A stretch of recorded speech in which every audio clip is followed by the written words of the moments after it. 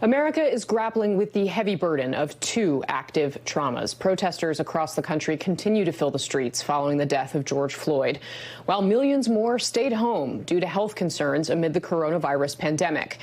And during a time that has echoes of the civil rights movement of the 1960s, Reverend Raphael Warnock, senior pastor of the Atlanta church where Dr. Martin Luther King once preached, is now running for the U.S. Senate in Georgia in what has become a surprisingly competitive race. Joining me now is Reverend Raphael Warnock. Sir, thank you so much for being on the program tonight. It's great to have you. I think I'd like to start by simply asking your reflections on what your community and your church has been going through as they have been grappling first with the disproportionate impact of the coronavirus pandemic and now the raw pain and trauma of George Floyd's death. Thank you so very much. It's wonderful to be here with you tonight. We have been witnessing in our country, two viruses. We've been dealing over the last few months with COVID-19. It is a virus that kills people. But we've also been dealing with what I called in my sermon last week, COVID-16-19.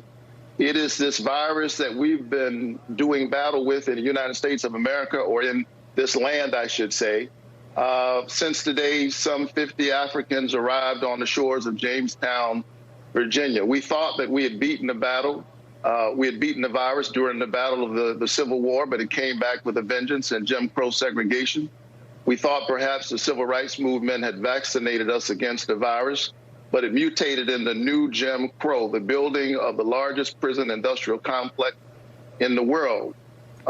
George Floyd, Ahmaud Arbery, and Breonna Taylor are some of the latest victims of this virus.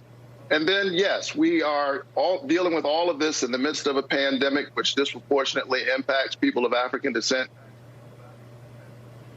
here in Georgia. A small city of about 70,000 or so has become a hotspot for COVID-19. And what we see is the glaring impact of years of neglect, disparity in health care. I got arrested a few years ago in a governor's office of Georgia, expand Medicaid in this state.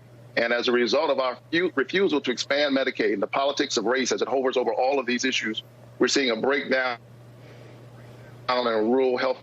And I think the people are pouring out into the streets saying that America can do better than this. It's a difficult time, a dark time, but I'm inspired by the coalition of conscience that I see in our streets raising their voices at an important moment. We've talked a lot on this show, and as we've covered politics, about Georgia possibly shifting in demographics, potentially voting for Democrats. Do you think what you're seeing in the streets, do you think this groundswell represents the kind of turning point that may give you a better chance of beating a Republican in the Senate race that you're running in? Or do you think that this will be another unfortunate episode where people are angry but nothing really changes? I think America is changing, that this is a wonderful, transformative moment. It's difficult, but we have to keep our eye on the ball.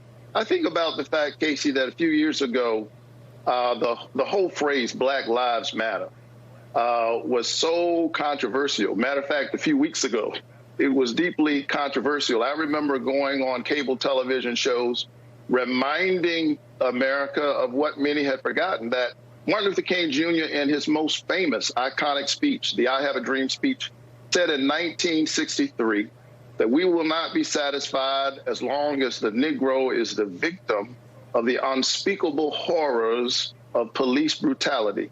In 1963, Dr. King was talking about police brutality.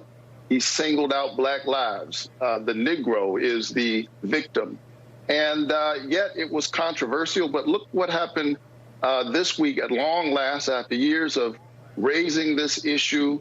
Something is breaking through in America. The occupant of the Oval Office doesn't get it. And that's why he used military-style police officers to clear peaceful demonstrators out of Lafayette Square. But this morning, he woke up and found out he was living near Black Lives Matter Plaza. He woke up on Justice Street The people are rising up to reclaim their democracy. They're reminding him that this is the people's house. After all, I think the people will rise up and reclaim their house and the Senate. We've got a real chance in the state of Georgia. My friend Stacey Abrams demonstrated that Georgia is very much a battleground state. All right, Reverend Raphael Warnock, thank you very much. We are going to be watching your Senate race very closely.